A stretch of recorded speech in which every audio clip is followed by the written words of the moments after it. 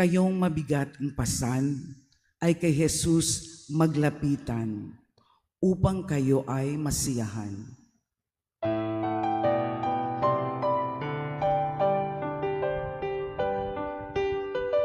Alleluia, alleluia, alleluia. Alleluia, alleluia, alleluia. Alleluia, alleluia.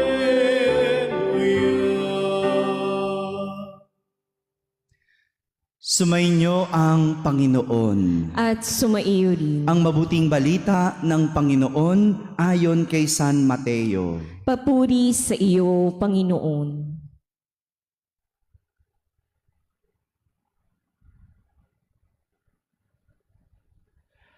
Noong panahong iyon, sinabi ni Jesus, "Lumapit kayo sa akin, kayong lahat na napapagal at nabibigatan sa inyong pasanin, at kayo'y pagpapahingahin ko.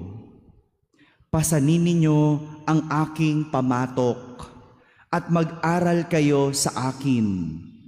Ako'y maamo at mababang loob, at makasusumpong kayo ng kapahingahan para sa inyong kaluluwa, sapagkat maginhawang dalhin ang aking pamatok at magaan ang pasaning ibibigay ko sa inyo." Mga kapatid, ang mabuting balita ng Panginoon. Pinupuri ka namin, Panginoong Heso Kristo. Magandang umaga po sa inyong lahat. Ayon sa kanta, ang magtanim ay di biro. Narinig niyo na po ba yung kanta? Ayoko nang kantahin, baka hindi maging maganda. No? Ang magtanim ay di biro. Ganun din, ang mabuhay sa farm, o ba't kayo natawa? Ang mabuhay sa farm, hindi rin biro. Pero naging biruan na natin yan ngayon no? Saan ka nakatira? Saan ka lumaki? Sa farm. Natatawa tayo ngayon tuloy, kasi parang ginawang biro ang farm. But seriously, working in the field and working in the farm is no joke. Magmula sa mga hindi natin inaasahan na panahon, kalikasan, the weather, hanggang sa atake ng mga peste. Lahat ito, walang kasiguraduhan sa farm.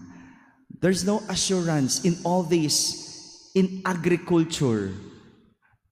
Kaya kung nahihirapan po kayo sa inyong mga trabaho, tandaan ninyo, wala namang madaling trabaho. Kanya-kanyang hirap lang yan. Kung sa inyong trabaho may peste, sa farm may peste din. Kanya-kanyang hirap lang talaga yan. But despite the struggle of working in the farm, there are aids. May mga bagay na makakatulong sa atin para ang trabaho ay pagaanin. Say for an instance, sa pag-aararo, halimbawa sa pag-aararo ng bukid, para maging magaang ang pag-aararo, merong hayop na makakatulong. To make things lighter for the animals, merong yoke o yung pamatok. Hayop para makakatulong sa pag-aararo, pamatok para makatulong sa hayop para gumaang ang trabaho. Alam niyo po ba yung pamatok? Yung nakaganon sa kalabaw, yung kahoy na nilalagay sa batok ng kalabaw. Yun yung pamatok. At yung purpose nun para pagaanin yung trabaho nung kalabaw. Take note, pagaanin. Hindi ipasa doon sa pamatok ang bigat.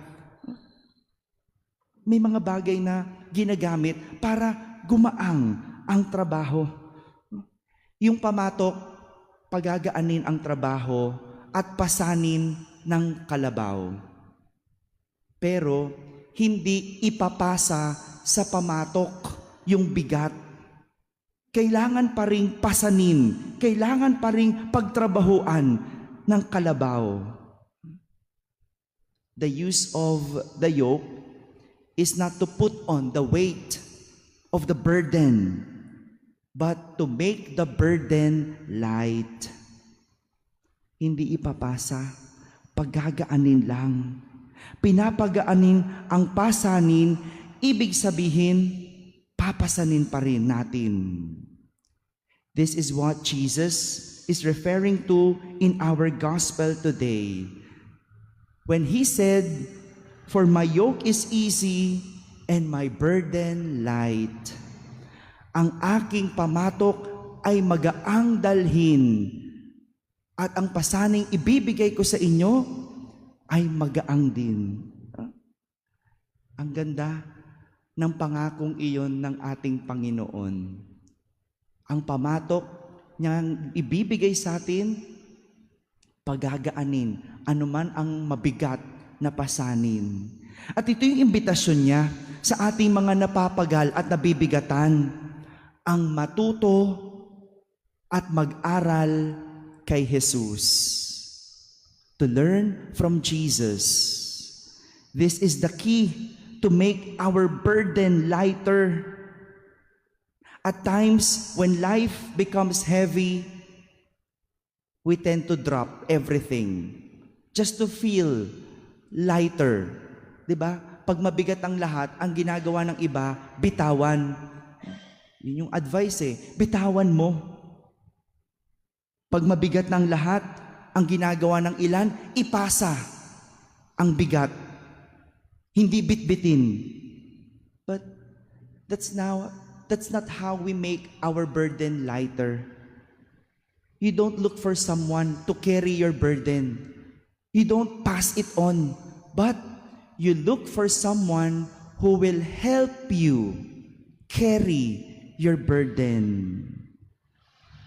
Kaya tayo naliligaw o nasisira dahil kapag mabigat na ang lahat, ang iba binibitawan, sinusukuan ng buhay, pinapasa sa iba, naghahanap ng bisyo para lang gumaang, mag-iinom para lang gumaang ang problema, maghahanap ng kung sino para lang makalimot.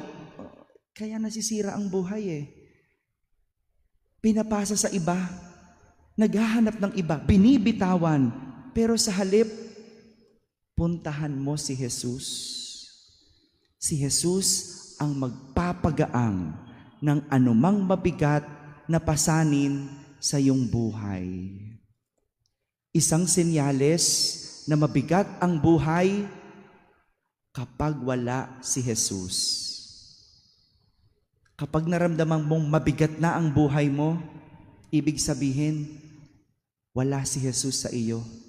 Kaya puntahan mo si Jesus. Lapitan mo si Jesus. Hingan mo ng tulong si Jesus sapagkat siya ang pamatok na magbibigay ng kagaanan sa buhay.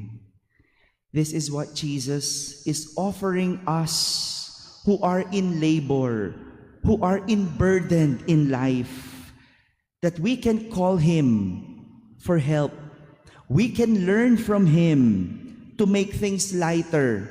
And at the same time, we have Jesus who will help us carry all our burdens. My dear brothers and sisters, when life becomes heavy, learn from Jesus. He is our yoke that will make our burden light and easy. Amen.